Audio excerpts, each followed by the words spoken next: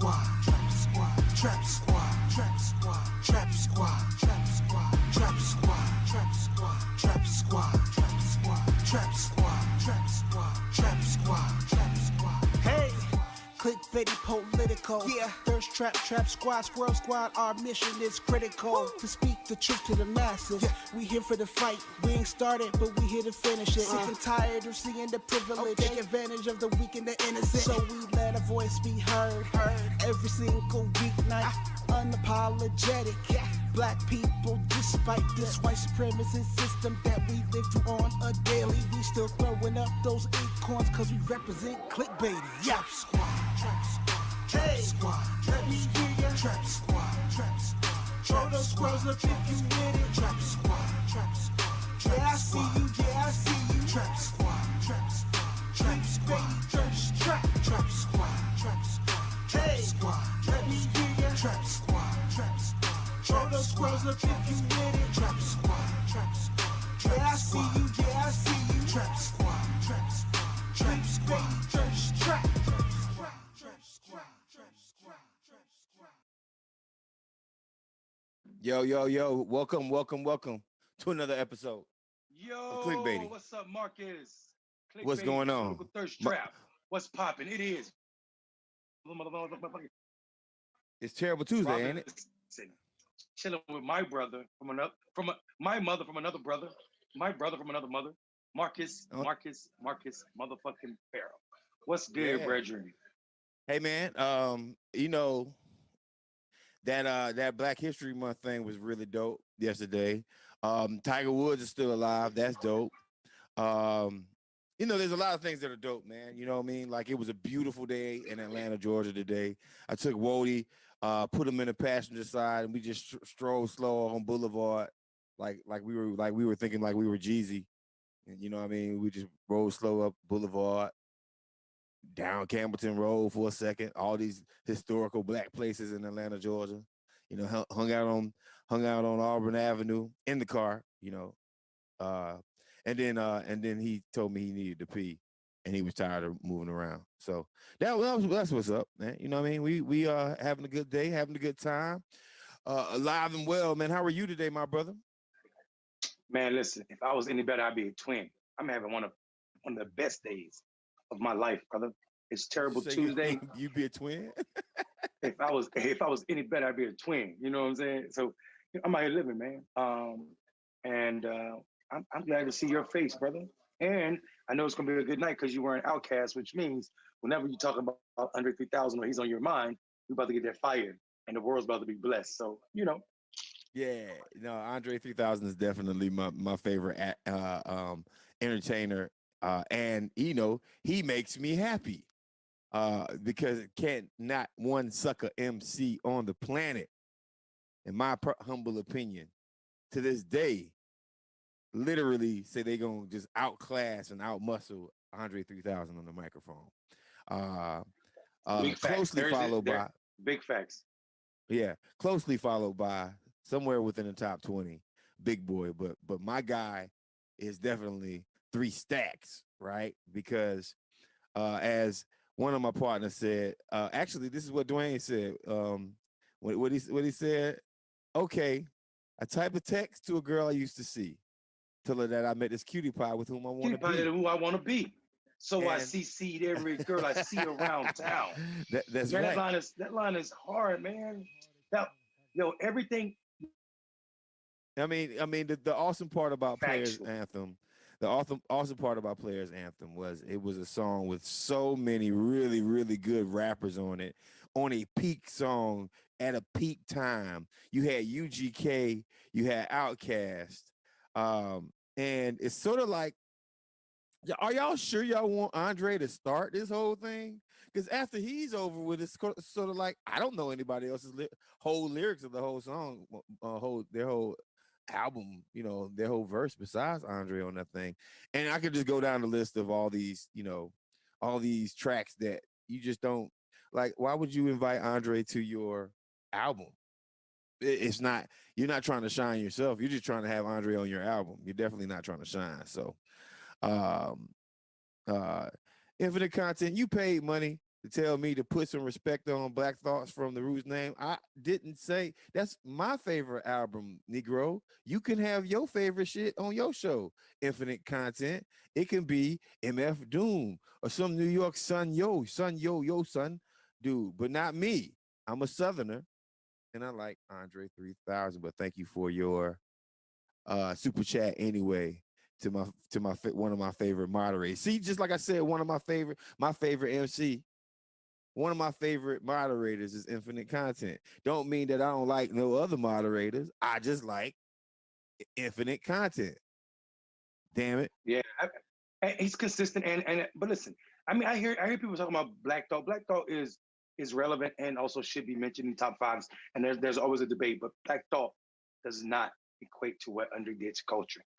Black Thought did not put an entire coast on the map. There's a third coast in rap, and that's the South, and it's because of Outkast, and Outkast is Outkast mainly because of Andre's lyrics. I love Big Boy too. No disrespect to him, but he pales when it comes to talent. And Andre 3000, that brother is the most. When people talk about best rappers or best entertainers or anything, they usually leave that brother out, and it's a fortunate thing. That brother, Toby and Gwingwe, Sahai the Prince, those brothers are the South at its best, man. So I'm with you, Marcus. Yeah, this is nothing against anybody else. It's like anytime you bring up your artist that you like a lot, somebody got something to say about it. Well, you know, and I'm gonna tell you something. The most famous person that I had a really loud, verbose argument over this same thing was Killer Mike. Um, Me and Killer Mike literally argued for 2 hours straight, face to face, about the best artist rapper of all time. And I guess Killer Mike can have sort of a relevant thought process when it comes down to favorite artists because number one, he's also a Grammy Award winning rapper. He won a Grammy Award with Outkast, right? So when the conversation came up, a sister said, "So who y'all favorite rappers?" And I said Andre, and boy, you would have thought that somebody, went and slapped his mama. He was like, "How you gonna put Andre above Scarface?" And his whole argument was Scarface.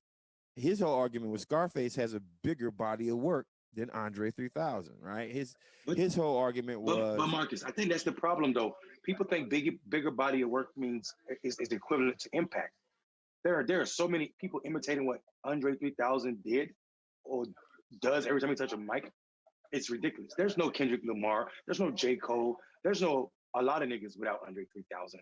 And I respect Scarface body of work. If we're talking about body of work, then he would be his argument would have to say that Two Chain is more important. I mean, not I'm sorry, not Two Chain. Too Short is more important because this brother has what 15, 16 albums. Too Short does. So that's right. body of work is important, and Scarface is an important artist, absolutely. But he is not. He is not. That is three stacks. He's not three stacks, man. But I mean, so that was his argument, right? Like, and then it's also a sort of one of these things where it's like, okay, so one of our guests or me and you and somebody, whoever else has been on Clickbaity Political Thirst Trap, and then they go off and they win the greatest ever podcast award, right? And all of a sudden, I go and say something like, "Man, he ain't really the greatest ever podcaster. Hell, he wasn't doing all that shit when he was on Clickbaity, right?" So it's sort of like, sometimes if you're familiar with somebody, you don't give them as much credit as they're due. So that might have a little bit to do with it, but I don't know. Marcus, the Bible said it's hard to be a prophet in your own home. It's hard to be a prophet at home. That's right. So what you're saying is biblical, brother. What you're saying is biblical. When you see somebody and when you interact with them on a regular basis like that, it's hard to see their greatness sometimes. It jades you. I deal with this sometimes in Enfield, North Carolina, where I'm from. And that's not to say that Enfield is full of haters, but it's some brothers that grew up with me and knew me when I was reckless in these streets. So when I'm telling them political shit, they want to push back because it's on CNN. And I'm telling them, your perspective is skewed because you're talking about what white people are telling you about our issues, and I live it, and I do this work 24 hours a day for the past 20 years. So you're not lying at all, brother. That's the absolute fact. It's hard to be a prophet at home. But Yeah, I for mean, me, yeah, that's a good. Andre Genius is so powerful. Andre Genius is so powerful that the Negro walks around towns, cities. Right now, this is what his brother does, playing harmonicas or different instruments like guitars on the street corners. That's his Yeah, genius level, bro. like a I'm Negro seriously. Pie Piper. He literally just walks around playing different instruments. The dude is wild like that, bro. Right, and I'm looking through the chat room, and I'm seeing everybody, giving up their top, their favorite rappers and stuff like that. And yo, let me tell you How many something. times you All see y'all Jay got, Z? all y'all got to defend yourselves. All y'all got to defend yourselves in some way or another. I can literally go through a list and tell you why Andre is better than, and then y'all could probably go through the list and tell me why your top person is better than Bro, Andre. But Andre got invited to be on what was one of the most popular songs of a year, White Tea. You remember White Tea came out? that's right. Yep, Andre went in on my white on tee. these boys song. Andre went on these boys song. It was trending. It was trendy and trending. He went on their song and dissed the trend and dissed them in the most polite way ever. He Yeah. said, "Your white tee looks like a nightgown," and I probably, man, he just kept going on him. He's He said, talking about these cars they your spending white, money on. well, yep, your white tee to me looks like a nightgown. Make your mama proud. Take that thing 2 sizes down. Then you can act Three like the man sizes. that you are, not who you could be. I don't give a damn about your car unless it would be. And then he went into breaking down the The old metal cars, composition metaverse of the plastic. old cars compared to the Man, he plastic right killed now. it. And I literally was like, oh, let me break out my book. I'm going to sit back and drink some tea on this one right here. So, yeah. He's one of the very few people that never ever spit a whack verse whatsoever, man. And I mean, listen, this is clickbaity political thirst trap, but I'm a hip hop head, bro. Uh, there's people that you will hardly ever hear of, or you never heard of, and each one of them got somebody like that within their own region. That that some folks even still consider the best to this day. You know what I mean? Home Team. There's a group called Home Team back in the day. It only came out with one song, and some of y'all might have heard it before. It was called Pick It Up. Home Team was rapping fast as hell. And the first group before Outkast that was rapping fast, and it made sense, right? But a lot of people in my area consider them the best, man. I'm from Florida, man. JT Money, believe it or not, is considered Home Team. You remember the song Pick It Up, Oh Pick yeah, It yeah, Up, yeah, yeah, yeah, yeah, yeah, yeah, Pick yeah, It yeah, Up, Pick It Up. Yeah, yeah, yeah, like yeah. I mean, Wait, I mean, there's you a can't lot of slip on them. They're yeah, dope well, there's a too. lot of what I'm saying is there's a lot of groups that didn't break through the barrier and are just some amazing groups that like okay, I'm gonna tell you something. If you go through the canon of music, you know who's an all-time great that people will never give their props to? Trick Daddy. Ooh, he ain't the all time great. He great, I didn't say no. but I didn't say anyone. all time. No, I didn't say all time. That's not my words. I said who could be Oh, considered a great, right? And the reason why is because he was a part of. People forget. Trick's first song was on an Uncle Luke track. listen, what was the song? That's I forgot that song. that's some Florida shit. It But not listen, because I'm a Trick. Florida boy. I mean, I'm a Florida boy Listen, all day, but all night. listen, in defense of Florida rap, because we need to do this. In defense of Florida rap, and we should stay in Florida for a second because we got to talk about another Florida resident, right? But Yeah. I'm talking about Tiger Woods. But uh, let's keep it a buck. Listen, I Trick Daddy did for the world what nobody was ready for. Trick Daddy made an album that was a salute to thugs. Now, That's right. we could talk about, but I'm gonna tell you why this is important because a thug is American thug is synonymous with black man for all the wrong reasons. Trick told the world what was right and lovable and also important to our communities about these brothers that the world was labeling as thugs. Trick's idea of a definition of thug when he said, "Oh baby, I'm a thug," in the song he was telling people, yes, the ratchet shit that comes with us, but also the honesty, the commitment, and the loyalty to community, family, and folk that you're loyal to, friends. And that was like people listen to that album for the ratchet shit, but they miss so much.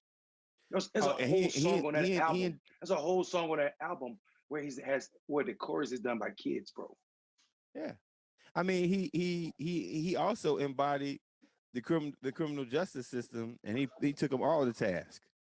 Like it was a part of that same song. He was like, "Fuck the police, fuck the CO, fuck the district attorney, fuck He everybody." said the Right? COO and all of them, Yeah, you know what I all of mean. them. So Hey, before we get into our Florida resident, man, I want to get this out the way because we touched on it yesterday, and let's talk about Joe Biden for a second. Um, Dwayne, I don't know if you could find my tweet that I put up or my Facebook post that I put up, but that's if you can't eat, that's fine. But I'm gonna talk about Joe. I want to talk about Joe with you for a second, Mondale, because I mean, to me, politics should be as simple as doing what you say you're gonna do. And when you're on a presidential level, right? Unless unless you're Joe Biden, right? Like because Joe Biden is known for saying whatever comes to his mind, which whether it's good or it's bad, but he's known for saying whatever on his mind. But when for the most part, anything that you say, any policy point that you put out, anything that you say you're going to do, there's about anywhere from 5 to 100 people who go and do research to see if it's possible, to see if it makes sense, to see if that's a viable thing that needs to be said, or do you need to immediately walk it back, right? Right. And Joe Biden, he said he's going to do some things, but and here's the thing, there's a lot of moderate people too. In my opinion, there's a lot of moderate people. There's a lot of moderate leadership. There's a lot of people who are like, give Joe Biden a chance, or just shut up. He's still in his first couple of days. It's time for you guys to just shut up and stop complaining, and we'll do things on our own time. Because if you point out any hypocrisy in what somebody says versus what they do, there's a whole establishment industry that wants to stop you from even pointing out how he can get better, because black folks are just supposed to be happy that we have a Democrat elected. But I'm going to point out a couple of things that Joe Biden said. Joe Biden said that he was going to give us them checks, man. We need them. As a Georgia voter, he said to me, a couple days before the Capitol rise, he said to me, as a black Georgia voter in Fulton County, if y'all get Ossoff and Warnock elected, the checks will be out the door. That's what he said. That you can't. That's not a lie. I'm not just making that up. That's a fact, right? He goes to my post on it right here. If Joe Biden said if we voted for Warnock and Ossoff, $2,000 checks will be out the door. We came through and he didn't. Y'all don't at me, but this is why people say both parties are the same. Why we as them should do what we say we're gonna do, or it will be weaponized against us in the midterms. And the reason why I say that, when I make these statements like this right here, everybody think I'm just trying to cause trouble. Folks were in my inbox more mad at me than mad at Joe Biden for promising me $2,000. That's what happened to me once I posted this today. Moderate Democrats were in my inbox upset with me because I said this instead of being upset with Joe Biden because he said he was going to give us $2,000. Can I say something? Go ahead, man. Listen, you and I disagree on this statement, because what I took from it was that Joe Biden said that they were going to make $2,000. So I was thinking that the 600 that people got was going to be increased by 1,400. Here's my problem though, and why you are right in your anger and your frustration with this administration already. We already see Joe Biden starting to walk back and tell lies to people in a moderate way. And we got to call them lies because we call Donald Trump lies. When Joe Biden goes on CNN and said to the people that he can't wipe away $50,000 for student loan debt, he's lying. We know for a fact that he can do that. So what I'm saying to you is our differences in what we thought Joe Biden was saying as a president-elect and what we see right now is small compared to our problems with him and how he's showing up in the world. And he's showing up extremely toxic towards people who put him in office. We need the federal administration, not just $50,000. They need to make all student loan go away, period. But they're not doing it because of what? Their loyalty to banks, lobbyists, and other well-moneyed interests. And that's the problem. And I think that's what you're saying. At the root of what you're saying is Joe Biden is willing to sacrifice the needs of people who put him in office, Georgia voters, black voters, um, for what's best for his banking friends. And that's bad news. That's Mondale, real it bad messes news. with Mondale, it messes with our integrity, bro. It messes with your integrity. Just follow what I'm saying. Just follow what I'm saying. Not like this is not like an attack at anybody, but it messes with people like me who went and talked to people and said, "Yo, did you hear what Joe Biden said about $2,000?" Like you guys, he said he was making these talking points, making us want to go get motivated by Ossoff and Warnock, and we were getting other people motivated by Ossoff and Warnock using his words. You know what I mean? I mean, if you can't trust the guy who just got elected as president saying to you, if you get Ossoff and Warnock elected, then we'll get $2,000 out the door, and $2,000 hadn't come yet. Am I crazy, Trap Squad? Am I losing my shit here? Am I the bad? Does this make clickbait political thirst trap for pointing this out the bad guys? Because if we are, we're gonna continue to be the bad guys. We can't stop talking about this one right here. Unfortunately, when you say things to us and we utilize those things to get people who do not trust the political process already to come and do something that they don't normally do, and then you back away from it when it happens, you're the reason why some of these brothers and sisters saying government ain't shit and Democrats are not different from Republicans. Because the only thing, and I'm gonna tell you something, during COVID, I want everybody in America to understand this. In Fulton County, we had some of the highest cases of COVID, some of the highest cases of unemployment, some of the highest cases of everything that happened bad in America happened in Fulton County. And black people still buttoned up their fucking shirt and went and voted for Ossoff and Warnock and Joe Biden. We weren't concerned, folks. Listen, folks, we weren't concerned about a lot of issues. But when you start talking about giving people $2,000 for COVID relief, that's when a lot of people were like, "What?" Marcus, I think what happens though is you do your argument a disservice when we leave it in Fulton County. Let's talk about people who are worse off than bro. Hold on. Let me strengthen your argument real quick, brother. Okay. Let me strengthen your argument real quick. Because it's brothers and sisters who are worse off in Georgia. They're butting up their shit too, and when the brothers and sisters that live in the rural parts who are dealing with racism, these brothers and sisters have one factories, and we know this is a fact, Marcus. You was in the event when the brother said people in southern Georgia were being threatened by one of the only factories in that town, which are owned by a Republican. If they go vote,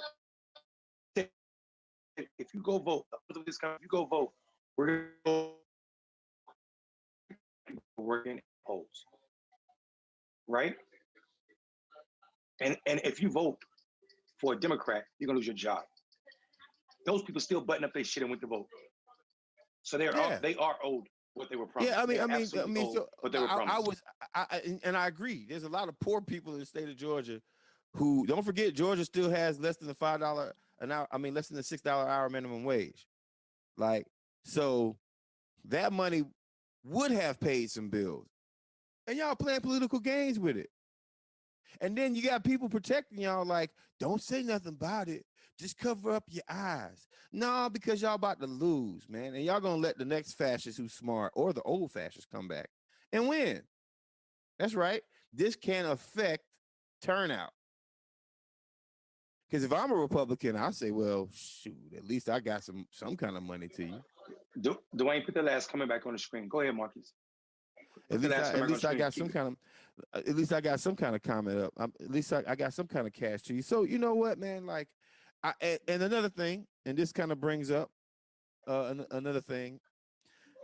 Listen, when I say the word immigrant, when I say the word immigrant in America, America immediately thinks, and I have no, and first let me go back and say, I have no problem with acknowledging my Latinx, my Latino and Latina and Latinx brothers and sisters who are a part of a foul immigration system, right? But when I say that, you automatically think of folks crossing the border in Texas, New Mexico, California, and Arizona. You think of Mexican people and of Honduras people and people from um, uh, uh, lower North America and South America, right? Those are the people that you think of. But what you don't really realize is that there's a high percentage of immigrants who are black, man, who are black and Latino, who are just blackity black, like nothing else, just black, no Spanish. You know, some of them speak English. Most of them speak English, actually, if you want to keep it 1,000, right? And Joe Biden, he spent a good portion of his campaign talking about how he was going to basically reform the immigration system and stop people from being deported, right? So, and this is a tweet right here. Donald Trump's inhumane, fear-based immigration policies are a stain on our nation. We have to get him out of the White House and ensure our laws reflect our values as a nation of immigrants. And that was on February 15th, 2020. Let's go to the next one, Dwayne. Let's go to the next one. Shit crazy. This shit crazy. Democracy Now! Says Cecilia Muniz, who defended family separations under Obama, joins the Biden transition team, right? And that was 11/13, 2020, right? So let's go to the next one. Even more stuff.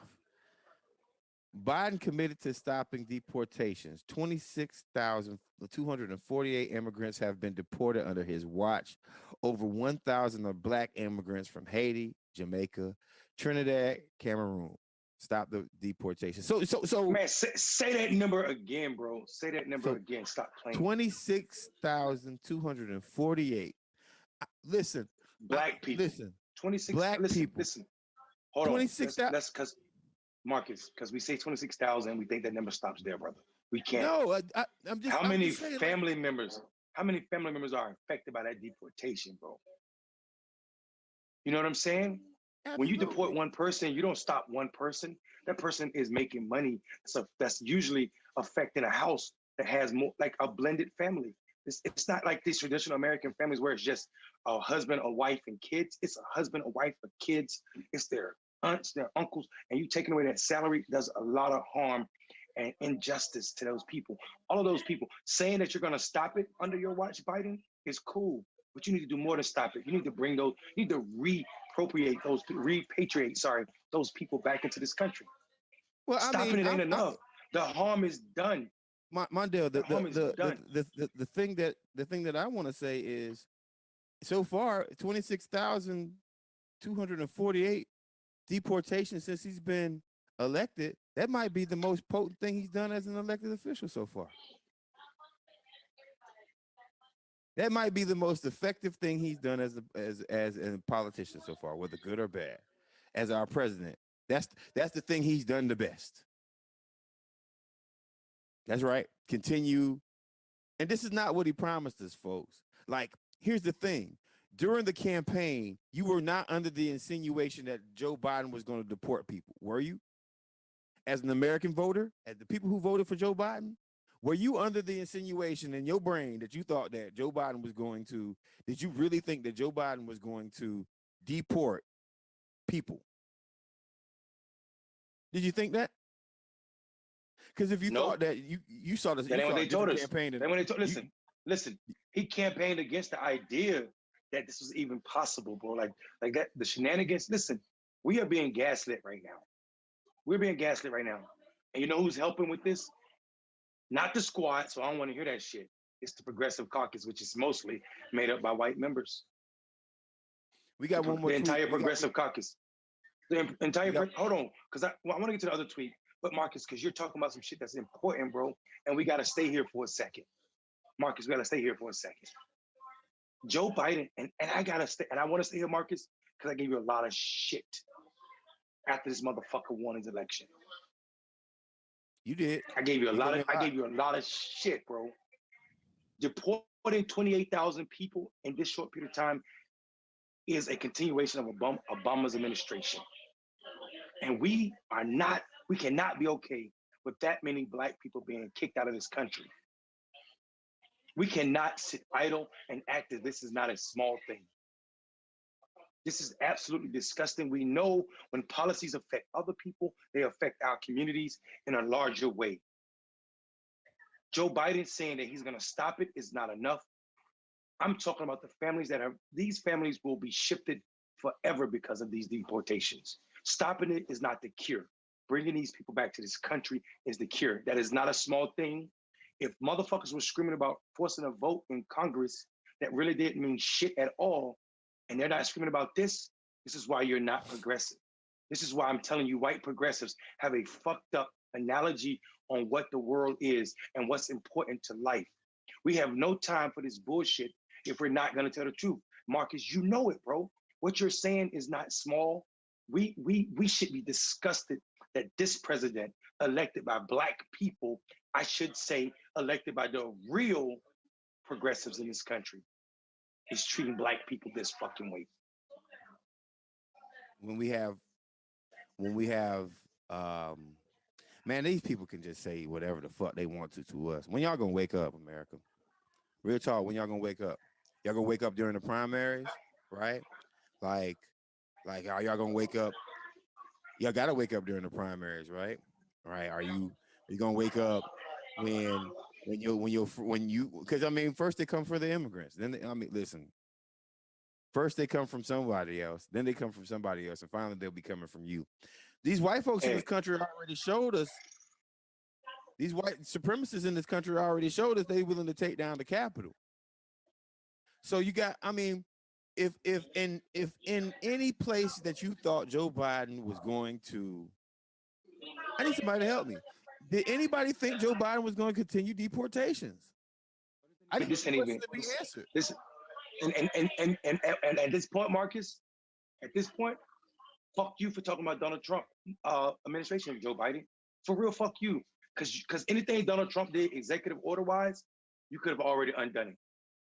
So the fact that we're 30 plus days into your administration and you're still trying to blame Donald Trump works on cable TV, but it doesn't work over here. That is bullshit. This is not a Donald Trump administration problem. This is a Joe Biden problem. And you cannot push this on anybody else. 28,000 black immigrants have been deported under Joe Biden's administration. And if we're not fucking pissed about that, we're lying about our progressive bona fides. All of us. All of us. This is not a small thing. We have to be outraged. If you are a member of the Trap Squad right now, your congressperson, your senator needs a call. Both of your senators need calls.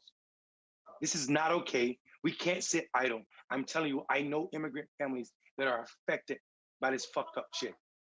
When you snatch somebody's body, one day they have a job and they're providing income for families, and all of a sudden they're gone. You do damage. You do damage that's not fixed by stopping deportation. The way you fix it is bring those people back and you replace their income that you stole from them and address the fucking trauma that you caused. That's Fuck right. out of here with that. That's right.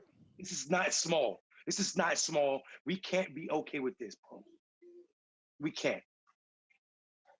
So we got one. We had one more tweet. Dwayne, were you about to say something? We got one more tweet we got to put on. I just wanted to put a negative cherry on this whole conversation. There's one more thing that the Biden administration is doing. And they are actually Marcus, do the lead up to that tweet, Marcus, before Dwayne posted on the air. Go ahead and do the lead up for it. Yeah, no, I mean it's just I was on my way there, man. Like these people are literally deciding that they're going to start opening Look at this shit. migrant facilities for children under Can I say something, Marcus? Yeah, go ahead, Mondale. Marcus, go ahead. Can I say something? Bro? Yeah. I need Dwayne, take this tweet down for a second because I need everybody on the Trap Squad to look at me right now.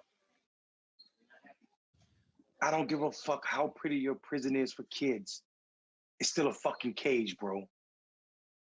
This shit is not okay. The fact that you got money for this shit, but not to give people their $2,000 is problematic, bro. Joe Biden, this is a sellout. Anybody applauding that these kids are no longer in cages are disgusting to me because what you're saying is, well, at least he's not treating them like Joe Papaya or Papaya, who's putting people in pink fucking prison uniforms and in cages in the desert. They're still in prison, bro. I don't give a fuck what you call it. A building or a tent or a cage is still prison for kids. This is not okay, man. What are we doing? This is not okay. This is not okay, Marcus. This is Listen, not okay, bro. I'm not all right, listen, check this out. I'm messing up if I vote for another moderate. I'm We messing up said if we I wouldn't vote. do it. Marcus, we Yeah, said we wouldn't I'm do it, messing bro. up. We told Yeah. ourselves. Yeah, I mean, I can't, like, I'm gonna tell you like this right here. Like, I put my shame away. And some of you ultra woke, super, righteous in this indignation as people in the world are like, you need to vote third party, you need to do this, that, and the other. Some of y'all should feel good right now. It is what it is, right? But I decided to go vote for Joe Biden over Donald Trump because of, fascism. As Dr. West said many times during the primary, I would much rather take a neoliberal over a neo-fascist, right? And even Dr. West voted for Joe Biden, I believe, I recall. He said He he said he was. did. He's on our show. He said he Yeah, did. right. With So, cognac, a lot of cognac. yeah, with a lot of cognac, right? But I mean, I can't vote for this shit no more. I can't watch bourgeoisie black folks who got their job within administration and within government celebrate life is all good because I'm getting paid and I finally get to check off White House next to my resume, and you don't say a goddamn thing about the poorest and the worst of us getting deported from the country. No, no, no. You don't get to celebrate. I'm so happy that COVID going on right now for one reason and one reason alone. Because y'all can't have your little stupid ass parties celebrating each other at your little funky ass galas while American people are fucking hurting right now. Right now, as we speak. And y'all are trying to figure out the best ways to spin a fucking narrative about what Joe Biden promised not happening. It's that simple. I no longer need to vote for that anymore. I no longer need this like see the halfway truth and be like, okay, well, the devil that the devil that I know is still killing people and sending people to hell, The right? devil that I know still lives in hell. And it wouldn't even be a question if he did something like, listen, what I was asking for was abolishing the police and defunding the police. What I was asking for was a living wage. What I was asking for was ending deportation. I was very far to the left. I accepted what you proposed to the table, and your ass ain't even doing it. And the minions around you are the same people who are trying to gaslight America right now, change the focus of what we need to care about to nothing but what happened on on January 6th, which is very important. But on the same token, y'all are taking your own sweet time with that also. Y'all want to change the focus over to China and what's going on overseas in Iraq real quick. We haven't heard a goddamn word about Iraq from damn Democrat in the past 7 months.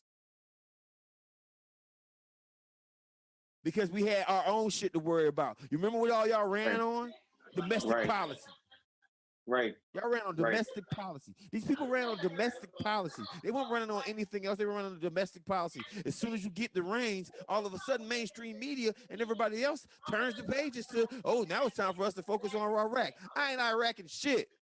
I'm focused Marcus. on one thing, and that is the American Marcus. government right here, right now, where the fuck we at. So Marcus. if you came to Clickbaity political thirst trap, looking for an Marcus. analysis on, hold on, I ain't finished, Mondale. If you came to Clickbaity political thirst trap, looking for an analysis on what's going on in Iraq right now, we know what's going on in Iraq. The We do know. military-industrial complex needs their money now We because do the know. elections We are do over. know. So that's what's going on in Iraq. We know what's going on in China. The military-industrial complex needs their money right now. That's what's going on in Right. China. We need to Right. start beating the war hammer right now because guess what? Beating the war hammer and getting more money to the war machine is way more important than getting us $2,000. Yo, Fuck let, out of here. let me say something real quick. Yo, guys, I'm part of us, half of the show, me, is in front of a live audience. So the noise you guys are hearing, I just want to let y'all know it's because after this show, we are going to continue Black Male Voters Project, uh, Brothers Be Voting Roundtable. We're doing a Brothers Be Voting Roundtable where we're getting information from Black men about what's important to them. So the noise you're hearing is the live audience. So bear with us. This is the second night. We know that these conversations are super important because they lead the program. Um, what Black Male Voter Project will be talking about. So the noise you're getting in the background is that. Marcus, what I wanted to say to you is, brother, uh, you don't know it, but you just said uh, some king shit. And the thing, the difference is, you said it not at the end of your career when you were about to get assassinated. You said it right now. And the beginning of Joe Biden's administration, you said something that King said. I feel like I've led my people into a burning house, bro. Every day for the past 7 or 8 days, I woke up feeling like I told. The reason I told Dwayne to put that comment back on the screen that the brother made about um, how do you tell black men or how you register black men and keep your face, how much political capital did I spend? We don't do voter registration. Marcus, you know I don't do voter registration. But Yeah. still, voter engagement, talking about why you got to get your ass up and leave work or stand in line in the rain, sometimes snow, and go vote for Joe Biden right now is wearing heavy on my conscience, bro. It's wearing real heavy on my conscience, Marcus. And then today, to make it worse, well, last Wednesday when he did that fucking shit with Anderson Cooper as if it was cool, um, and so freely told a lie. You lied, Joe Biden. Joe Biden can easily executive order all fucking student loan away because because our government is set up in a way where the Department of Education can get rid of all the student loan debt if they want to. We just gotta be, bro. That is a spit in the face. If he would have just said, "I want Congress to do something about it," that would have been different. But to get on TV and say I don't have the authority is to lie to me the way Donald Trump lied to people. And if I was critical of Donald Trump, I'm obligated to be critical of this old white motherfucker too. I'm not okay Yeah. with it, bro. It's not sitting good with my soul. I'm fucked up about it. And then today, to learn that 28,000 black immigrants, 26,000 black immigrants have been deported. 1,000. Yeah. Let me clarify. Let me clarify. I said 26,000 black. The real number is 26,000 total. One, they say 1,000 black. We know whenever they say 1,000, you multiply that by whatever, because we black people, so we know what that means, right? We Marcus, when they tell us 5 or 6 million black Africans were stolen, we know they ain't counting numbers right from Africa to become slaves. We know it was more. When they say it's 12 million, we know it's 20 million. I mean, they're building an apartment complex for kids right now. So I mean, like, A prison for kids right now. they're building they're building homes for kids right now. They're not even certain if they're going to deport or not. This wasn't last summer. Look at the date, folks. 2/22/21. This was yesterday. This was yesterday, folks. Y'all better get y'all cousins, man.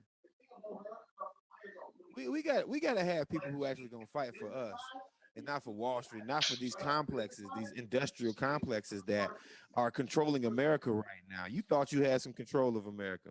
The only time we really had control, they trick us at. That's at the voting booth. If I was a pessimist, and some of y'all were just right, man. Like, these people don't know how to do anything. Like, we negotiate bad, right? They say, well, $2,000 is too much. Listen, these people are saying that they're giving us $2,000 a month. They don't want us to get used to getting $2,000 a month. Why? We know y'all got it. right? We want to be a socialist country for the billionaires and a fascist country for the poorest of us all. Wow. Say it again. Shut up. Say it slower, and then you got to unpack that shit. Say that shit again. We Say just it want to be. slower. We want to be a socialist country for the billionaires, and we want to be a fascist country for the poorest of us all. And let me explain that. American people, the American populace, who are not billionaires and millionaires, they didn't have to. They didn't get a tax cut. The billionaires and millionaires didn't have to wait till Biden figured out a way to find the money to do a tax cut, or Trump figured out a way to do a tax cut. They didn't have to figure that out. It just happened. And folks on both sides of the aisle benefited from it. But the American people, you know what we get? We get crumbs. We get an argument placed on us, and then we get the police departments across the nation harassing us on a daily basis. Poor white people, Right. poor black people, poor Right. brown people. That's how it's fascist. They keep us worried about cops killing all of us, basically, especially black people. And meanwhile, the billionaires are receiving socialism. They're not paying their fair share. A 1% tax increase on the billionaires is something that they're not even willing to do, man. Come on, man. We gotta figure out something better to do, because at this point, how this country is going, like, and it's not like we don't have the money. It's almost as if leadership in this country is like, we just need you guys to be poor. And that's Reaganomics, man. That's Reaganomics. Marcus, listen, let's talk about Reaganomics. I'm glad we haven't changed since Reagan. We haven't changed since Reaganomics, bro. Like, what we're doing right now. We got worse. We got worse. Let me say something, because this is important. Because people need to hear what the fuck you're saying. Because, brother, you are giving a fucking scholarly lesson right now on the fucked up part of capitalism. First of all, capitalism and survival should have nothing to fucking do with each other. Period. People should be able to survive whether they're part of capitalism or not. Two things we don't talk about that are real right now. The world needs less fucking workers than it ever did because of technology. The world will never need as many workers as it used to, which means everybody being born should be taken care of. They should have a guaranteed fucking wage, period. Because we will never need as many workers as we used to need. The second thing you were saying, Mark, is talking about Reaganomics. Listen, in the 80s, there were 12 billionaires most in this country, at most, Marcus. You hear me, brother? Mm-hmm. There's hundreds of billionaires right now, and people are still fucking starving. Stop playing that you believe that from the 80s to now, we went from 12 to fucking hundreds of billionaires. Now think about this. The first billionaire in the world wasn't even fucking created to 1918, John Rockefeller. But since the 80s, you see the growth in that shit. That's the fucking problem with Republicans' policies and economic ideas, that they believe that bullshit, bro. How many motherfucking poor people? If you look at the growth of poor people versus the growth of billionaires in this country since the same time frame from the 80s to the fucking now, it's absolutely disgusting, Marcus. Niggas need to be paying you for scholarly lessons for what you're saying. And people better not. No one on this show better not miss the importance of fucking screaming against billionaires. There's no such thing as pulling yourself up by the bootstraps. That's not what happens. The government decides to support what the fuck you're doing, as corrupt as it is, and you become a billionaire. Period. That's how it happens. There ain't no other fucking excuse. There ain't no other way. That's the only way it happens. That's the right. Government supports your bullshit, and you become a billionaire. And at the expense of how many people? Starving. That's right. I mean, I talk about Rep 1. We talk about reparations. We talk about, like, let me tell you something. What scares me the most about reparations, they won't even give poor white people $2,000. I'm going to repeat that. You know what scares me about reparations, America? I'm going to repeat that one so y'all hear what I'm saying clearly. You know what scares me about reparations that are owed to black people? They won't even give poor white people $2,000. Right.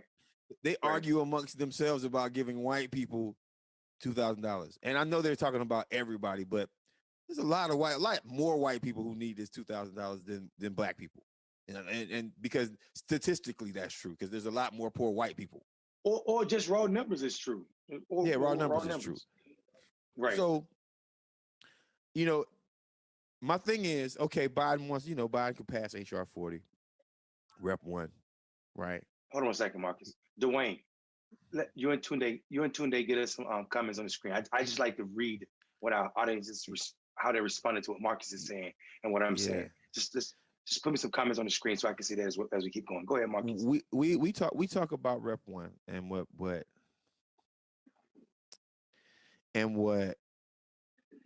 Joe Biden says he wants to do and wants to pursue. And when we talk about that, when we talk about Rep 1 and what Joe Biden, can we make that smaller? Half of my face is showing.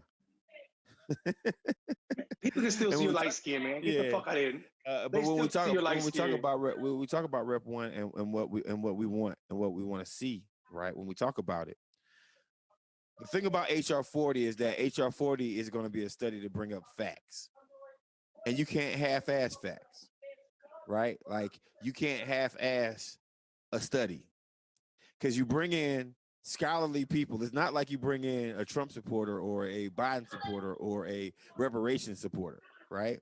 You bring in mathematically sound people who do nothing but look at facts that are delivered to them in a scientific way because they're not willing to risk their intellectual or their educational integrity over trying to make something happen for a study. No, they're just going to present the facts. Now, once the facts are presented about reparations, that's when we're going to start seeing more of the fuckery from the establishment, because they're going to have to figure out a way. That's why I'm surprised they're even willing to have a study, and I'm interested in seeing what that commission looks like, because they're going to have to half-ass it, because the one thing that Republicans and Democrats don't like is stats that don't fit their favor.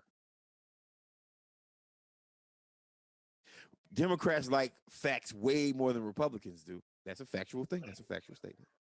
But even Democrats don't like facts that don't fit their favor, right? Nobody likes the facts, the stats right now that are around Andrew Cuomo. They don't like those facts. They don't like that, right? So those facts can be argued in the court of law. I mean, not in the court of law, but in the court of public opinion to Democrats, right? They're going to have to do the same thing with HR 40. But listen, no matter whether you like HR 40, hold on, no matter whether you like HR 40 or not, no matter whether you like it or not, it's the study of reparations and what's owed to people. It's not the bill that is created. We need to remember that. It's the study of it. That's all I want to say. You got it. Well, because I want to be honest with what the sister proposed, because the good sister from Texas who put this bill forward, Black women always do what Black women do, showing the fuck up for our communities. Let me correct that. Black women don't always show for our communities, because to say that is to discount the fact that Candace Owens exists and Omarosa exists, and sometimes they don't show for our communities. But this sister shows up for our community all the time. And so I do want to say that Rep 40 this time also, it does not just, it's not just a bill to study the effects of slavery anymore.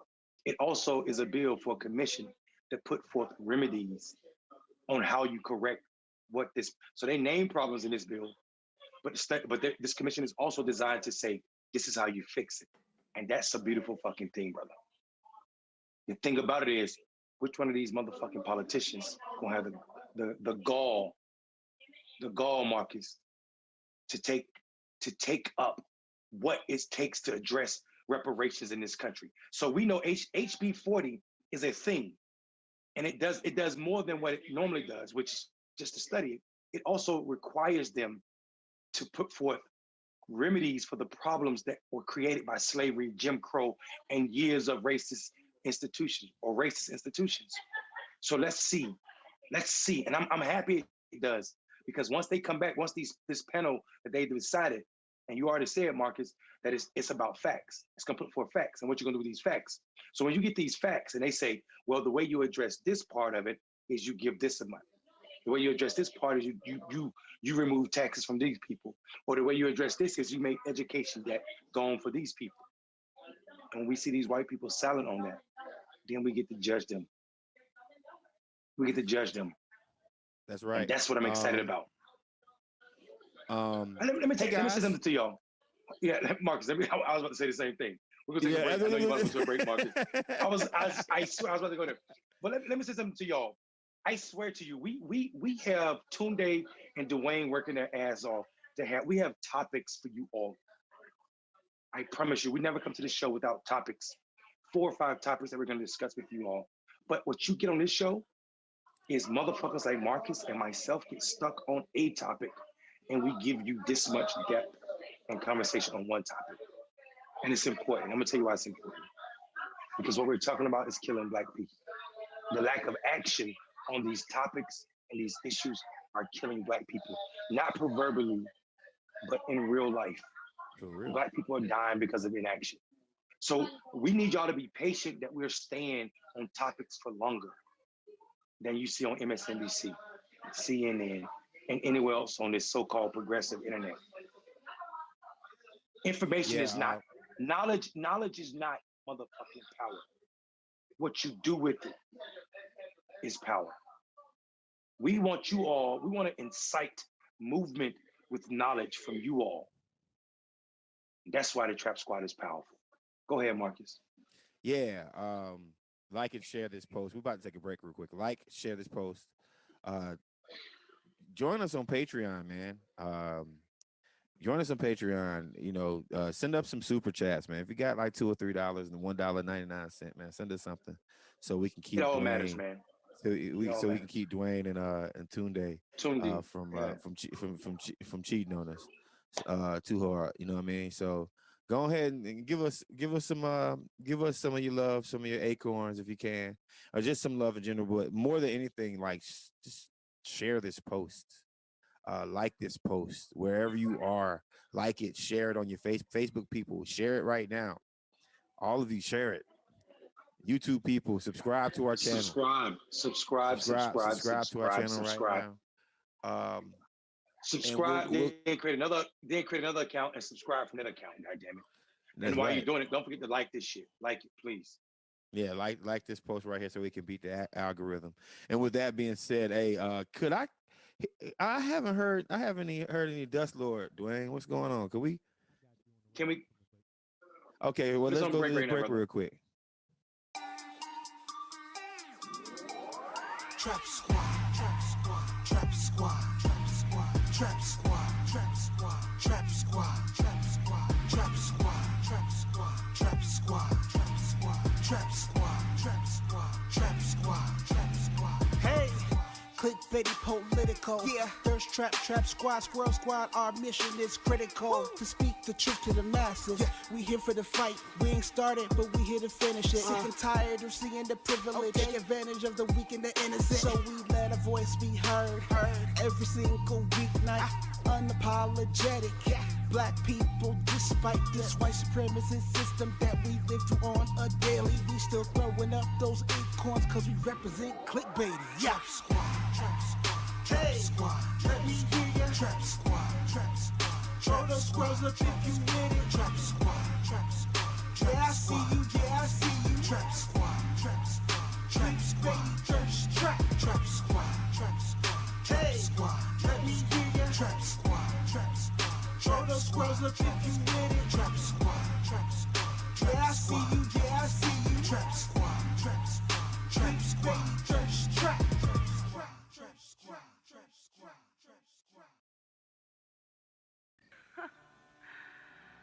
To fools who laugh at death, do you know what horrors lie beyond that wall? No. Then you go first.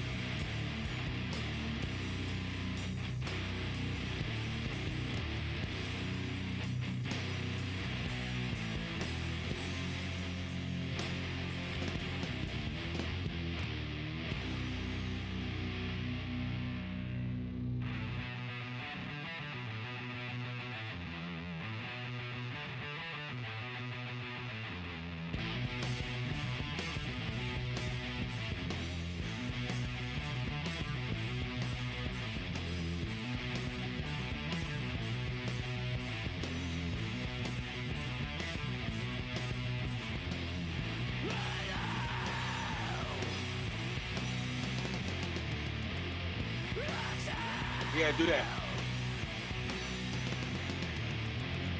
Yes, sir! That's right, Peter Low Frequency. You like the music? Find Dust Lord on YouTube, Bandcamp, Spotify, and most streaming services.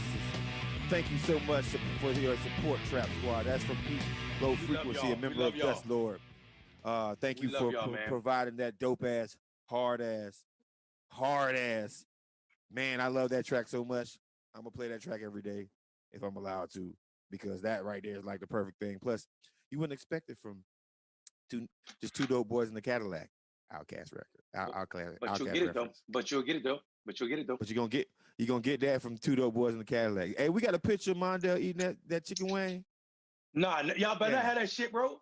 Did we take a picture of Mondale eating that chicken wing? Dwayne, if you screenshot me eating that shit, Marcus, I was licking my fingers too, my nigga. Hold on. wait. You ain't gotta be like that, dude. Dwayne, you a better man than me. No. Marcus. Right. Dwayne, you a better man than me. I would have snapshotted it. I would have highlighted it. I would have put a magnifying bubble on it. Yo, we love y'all. We love y'all. We really do. I want y'all to know this. I don't know if people know it or not. It may seem like that we're just up here kicking this shit and giving y'all facts. There's a lot that goes into Clickbaity political thirst trap. Hold on. Pause. Sorry, Mondale. Pause. Hey, go ahead, bro. Pete, you better tell them copyright people not to fuck with us now. Listen, you sent me that song. We have permission from the group to use the song. Now, unless we gonna talk, Pete. Like inbox me later on. Don't be sending me music I can't use. God damn it. Wait, we can't use the music? What's going on? No, he just said, I get him. He said we might be getting hit by a copyright strike sooner or later, but we will sort it out for you. That's awesome because and that means that they're doing good. If we're getting hit with a copyright suit, that means that Dust Lord is doing good, and we cannot be mad at that because the original, I don't know if everybody remembers this, but the original way that we started was talking about artists and how they needed to be elevated, and Dust Lord gave us a shout out, gave us a super chat, sent us their music, and allowed us to play their music. So yeah, just don't get our because we like our little show, man. You know that. We absolutely like our little show, and I need y'all to know this. When you all, if we are getting hit by copyright infringements, so this is important because people need to know, the more those infringements take away from us and our ability to add ads and also feed Dwayne and other folk that we feed on this show. So y'all make sure that y'all are taking care of us and not doing that, all right? So here's what I do want to say. Marcus and I are two black ass motherfuckers from black ass spaces that argue. Marcus gets on my fucking nerves sometimes, and I get on his nerves, but it don't matter because guess what? You don't get to say shit right now, Marcus. I will fuck you up, light skin. What you get here, you can't get it from Don Lemon. I listen. I'm gonna say something to y'all, and I don't give a fuck if all of y'all clip it. I love Ben Dixon, but you can't get what you're getting here from my brother Ben Dixon. You can't get it from Roland Martin. And if Roland got a problem with me saying that, I'll just tell y'all, it is what it is. Marcus and I provide motherfucking opportunities to learn shit about politics that niggas don't. I'm gonna tell you why. Marcus has a significant amount of experience on campaigns, and and so do I. I've had 125 campaigns. Yeah, fuck Marcus' face, because Marcus don't like these conversations. I don't give a fuck. I ain't why I looked at you crazy. You said you gonna whoop my light skinned ass. Boy, I come across the screen on you, boy. Here we go with this shit. Bitch, I don't want to fight you, Marcus. I want to play your punk ass in basketball, nigga. Challenge me. I'm laughing because you ain't gonna win, Mondale. You ain't gonna win. Challenge me one-on-one. Challenge me one-on-one, fam. We don't believe you, man. Bro, if the Trap Squad wants to see me and Marcus one-on-one, y'all let us know in the chat right now. Yeah, if you want to pay for Patreon, listen, a paid charity match, charity meaning is gonna go to Clickbaity, and we're gonna pay Dwayne and Tunde. Let us know, because I'm gonna whoop Marcus' ass. He might score 4 points. A game to 11. Marcus, let me know if you're ready. We should rent out a YMCA and go in there in a socially distanced event, and let me whoop that ass. Pause in motherfucking basketball, bro. I promise you won't get more than 5 points.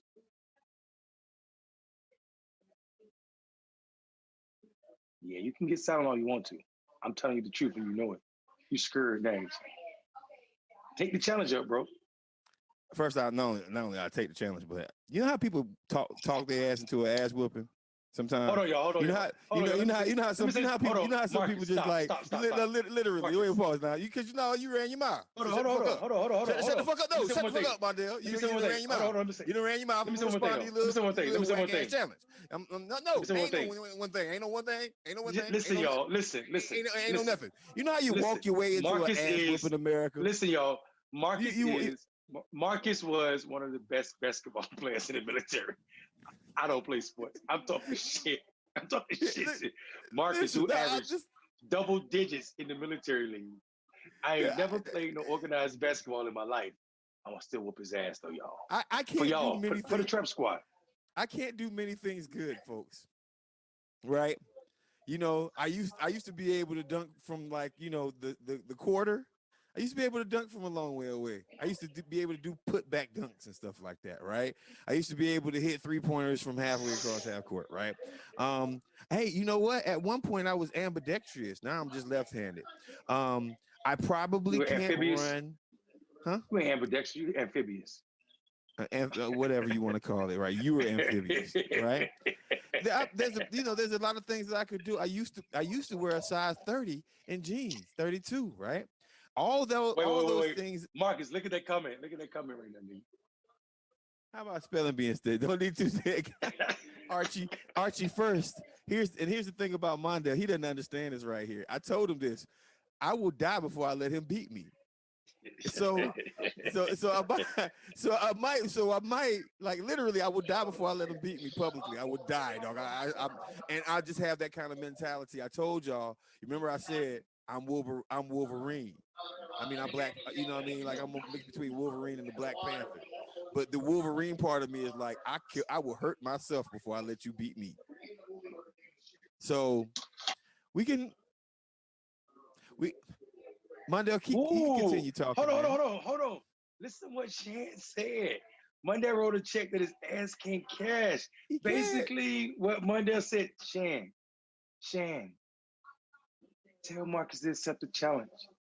And let's schedule this shit for Patreon. It's accepted. Dwayne, it's accepted. We got a motherfucking road trip. Put yourself on. Here we go. I was just waiting for the chance. Hold on. So this is a pause. Wait. Everybody right now. Yeah, no, I'm unmuted. Everybody right now, go subscribe to the Patreon. You don't know when it's coming, but make sure you don't miss it. 1-on-1, Marcus against Mondale, game to 11. Go sign up for Patreon. It's going to be live on Patreon. Me and Mondale going to take the road trip down to Atlanta, and we're going to make it happen. Okay. This is the same guy that calls basketball sports ball. But that's all right. No worries. No worries about it. Now, see, here's the thing. If this guy had said, if Mondale had said, I want to ride the bike from Atlanta, Georgia to Macon, Georgia and back, and whoever wins, I would have been like, okay, you know what? Fine. You got me, right? You're gonna beat me in that. Because I'm not going to do that in the first place. But by the time I hit Atlanta Airport, I'm going to stop by McDonald's and get me a snack pack or something. But balling? Yo, and we taking bets. I'm saying Marcus is not going to score more than 5 fucking points. How are you going to I'm going to beat Marcus to 11 to 5 or something less. Hey, I'm gonna get on the Peloton. I'm gonna get on the Peloton tonight and go 5 hours just thinking about whooping your ass. Listen, can we get to the news instead of this fake news? Hold on. This fake news that you're spouting right now. Before we get to the news, you gonna do 5 hours on that Peloton, and some white woman in California still gonna beat you. I hate the Peloton. Hold on. Who are these white women in California that ride the Peloton, bro? Them motherfuckers, I never come in. I'm always in them like 2,000. Like, how are these women beating me this bad? Dude, let me tell you something. Like, I think what they do is their resistance is like at 1 billion. Like they like triple whatever. I think they triple whatever whatever the instructor is asking you to put it on, they triple it and then just go full speed. And they're like, output has to be 1,000 or something, man. But we don't have to talk about Peloton right now. But whoever those tiny little white ladies are that are just murdering people on Peloton, keep beating my ass. I yeah, stopped it's doing crazy, Peloton because bro. of those white women in California. I felt, It's man, the white women in California need to get jobs, bro. They rich husbands fucking up the world. You know what I mean? Yeah, all they got to do is all they Marcus, do I know all you day want to get to the long. news. Listen, I know you want to get to the Nah, news, but I'm chilling, man. unfortunately, you can't. We got 10 minutes, brother. Oh, You have to okay. you have to get to Black History, brother. That's right, because it's February. Hold on. Dwayne, what do we say in Black History? Black people loving black people. Say it again. Yo, we wild as shit, man. It's February, it's very scary. Black people loving black people. Black people loving black people. Black people loving black people. Oh, Very scary. I guess it's just that time, huh? It is, brother. Yeah, it's that time.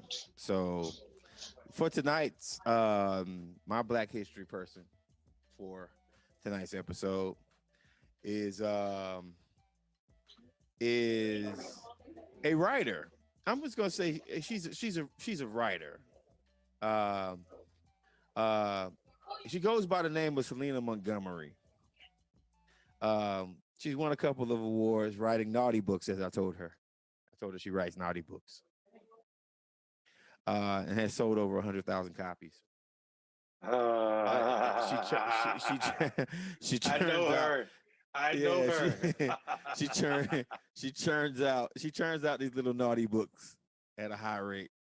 She also used to be the minority leader of the Georgia House. And in 2017, this woman called 2017. This woman called me up and was like, "Hey, I'm thinking about running for governor.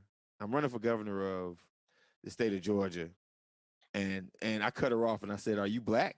She was like, "Yeah." I said, "Are you a woman?" She said, "Yeah." I said, "I'm there."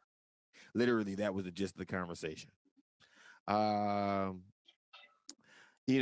She graduated from Spelman College. She, y'all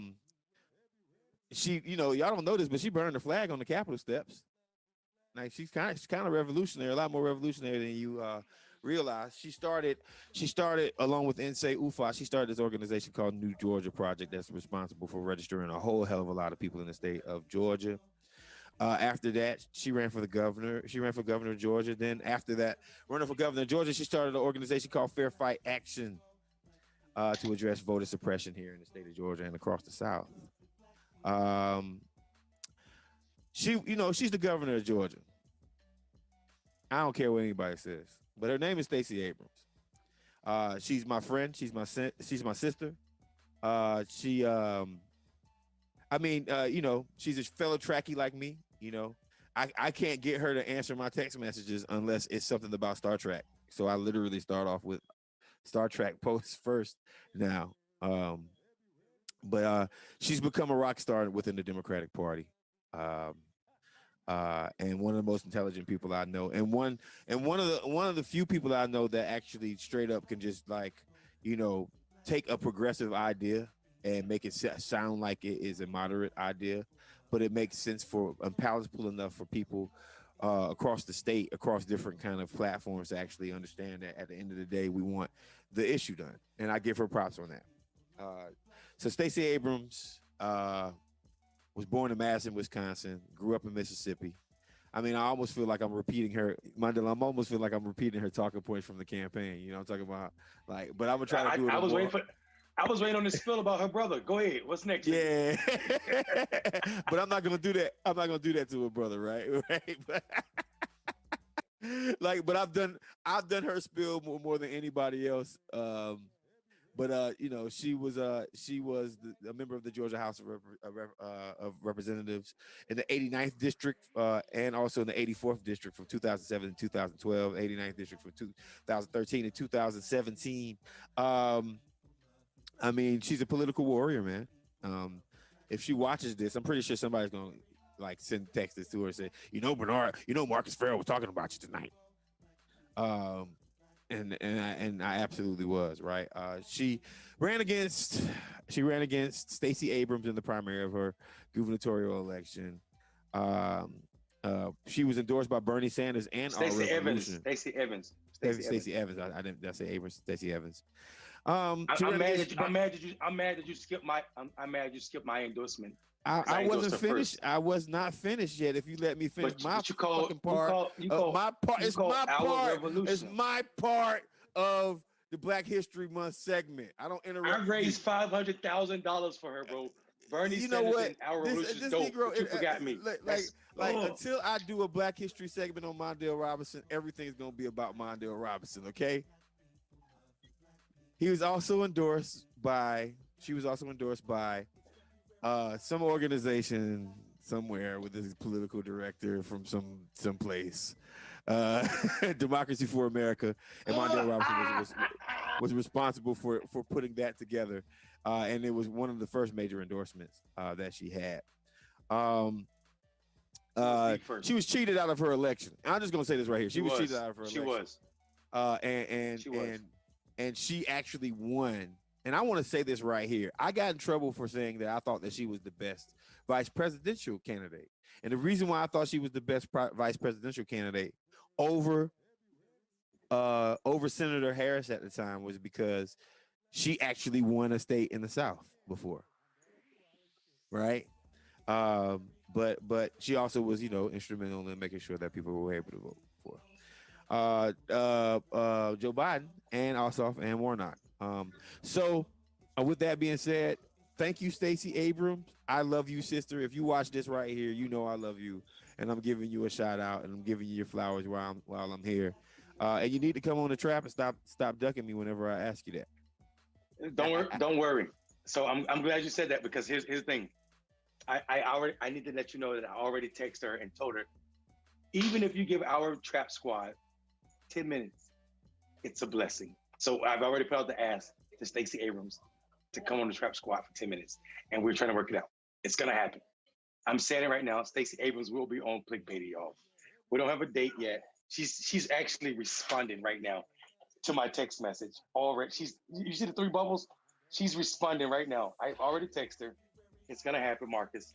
We're gonna have Stacey Abrams on the trap squad, Marcus, and we're gonna have that's gonna be a dope show. It's gonna be like Cornel West shows, because we know who she is, and she. Yeah, we know who she is. That's a sister. Like, real talk. Listen, we don't know I don't know the DNC Stacey Abrams. I know the Stacey Abrams that wants to argue with me about like how come progressive policies are just like. Yeah, like you don't even understand. The reason why I was on that campaign is because she's my job right on that now, campaign was to argue with Stacey Abrams. That was my job. That was one of my jobs on the campaign, was to argue for progressive. You remember we were in Philadelphia. You remember we were in Atlanta, and I was protesting against Stacey. There's this progressive conference called Netroots Nation. It's where all the progressives supposedly come to get together. And Stacey Evans got invited, and I was so pissed, because I was telling people, we're not the DNC. We don't invite every Democrat to speak at Netroots. Netroots is a progressive space. So when they invited Stacey Evans, Marcus, you remember, you couldn't do it, but I was doing it because you couldn't do it because you were a member of the campaign. But we created, first of all, we bought a suite so all the white national organizations can meet Stacey Abrams. But then whenever Stacey Evans started to speak, I was out screaming, protesting. I wouldn't let her words be heard, because Stacey Evans is not Stacey Abrams. And to equate the two is problematic and also detrimental to Black people in Georgia. You remember those days, Marcus. That's how long we've been rocking with this sister. So the fact that this sister is so dope, not only did she win a statewide election in Georgia, and she did. If you don't know what happened in Georgia, you should go look at it in 2018, because she did win an election, like Marcus said, and Marcus' role in that is significant. And anybody try to downplay it don't understand what happens to making Black men feel invisible. That's one thing. Secondly, Marcus, Hold on, I just gotta say this real quick. The sis just told me, of course, I'm reading the text message. She just said, of course, thank y'all for the invitation. Send the particulars to her people. Yo, send the particulars to her people, bro. Yo, we're gonna have Stacey Abrams on our podcast. Marcus, it's about to be stupid, super stupid, super stupid, super stupid. Because I already know we're gonna have real conversation that people ain't even ready for. Because we know shit that people don't know. But what I want to say is, well, tonight we're not just highlighting Stacey Abrams as a Black person. Marcus, thank you so much for pointing out to people that sister is dynamic beyond politics because she's a successful erotic novelist. And what's her pseudonym? What's her writing name, Marcus? Selena Montgomery. Selena Montgomery is Stacey Abrams. Her naughty books. I call them erotica. Yo, so Selena Montgomery is Stacey Abrams, y'all. Marcus, thank you for starting out that way, bro. Because what it does is it paints the picture that you can't box dope Black people in. Marcus and Stacey Abrams connection between Star Trek and her being a prolific writer in eroticism, and then her also being a dope ass, smart ass strategic politician. All of that shit shows you who we are when we are free. When we are free. So thank you for that. My person for Black History, Marcus, is also a Black woman. Most people don't know about her real name, Gloria Jean Watkins. They know about Bell Hooks.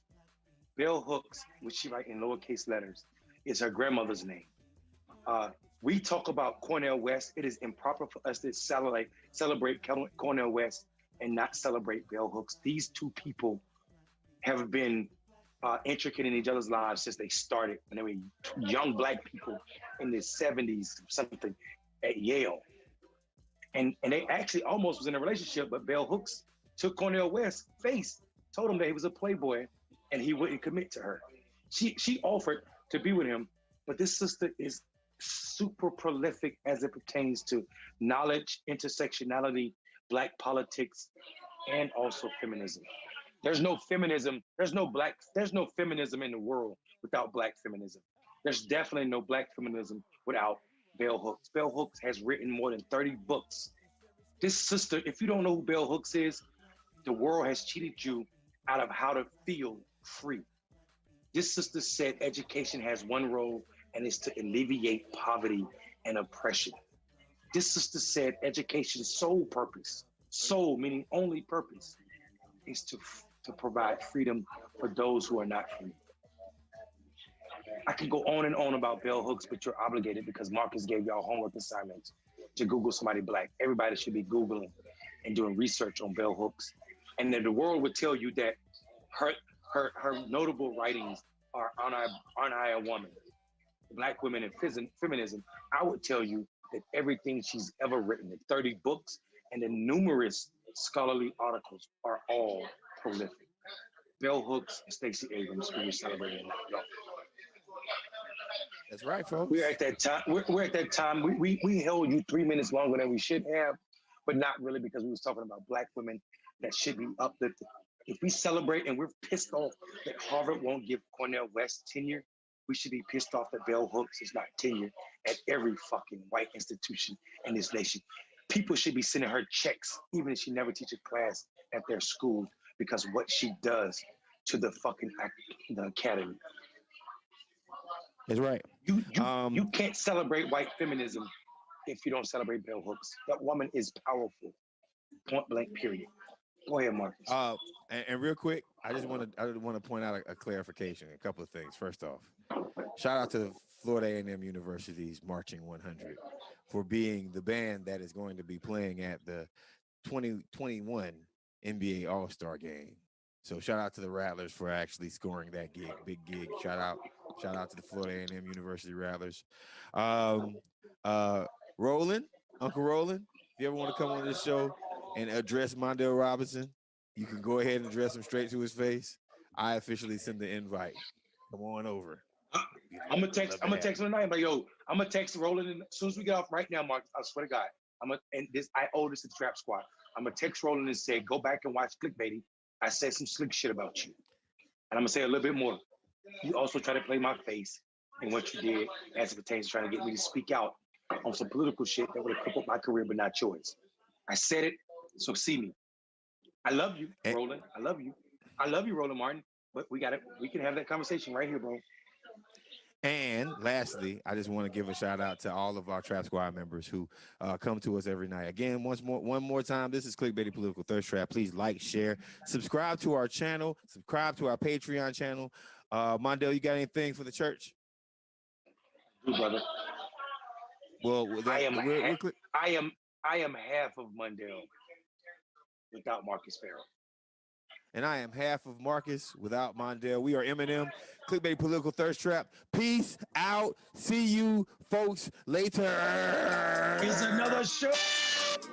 Trap Squad, Trap Squad, Trap Squad, Trap Squad, Trap Squad, Trap Squad, Trap Squad, Trap Squad, Trap Squad, Trap Squad, Trap Squad, Trap Squad, Trap Squad, Trap Squad, Trap Squad, Trap Squad. Hey.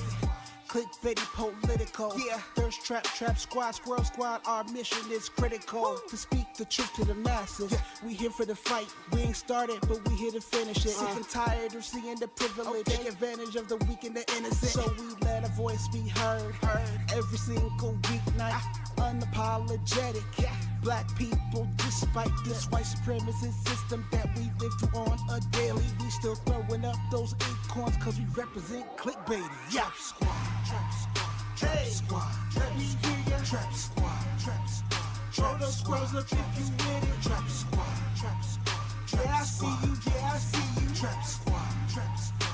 Trap squad, thirst trap. Trap squad, trap squad. Trap squad. Let me hear ya. Trap squad, trap squad. Throw those squirrels up if you with it. Trap squad, trap squad. Yeah, I see you.